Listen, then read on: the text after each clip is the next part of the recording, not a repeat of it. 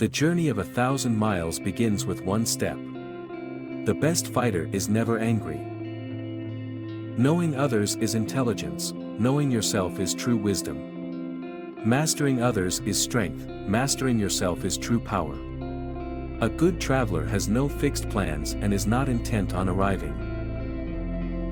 Nature does not hurry, yet everything is accomplished. When you are content to be simply yourself and don't compare or compete, everyone will respect you. He who knows, does not speak. He who speaks, does not know. A leader is best when people barely know he exists. When his work is done, his aim fulfilled, they will say, "We did it ourselves." To the mind that is still, the whole universe surrenders.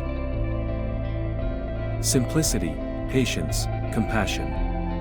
These three are your greatest treasures.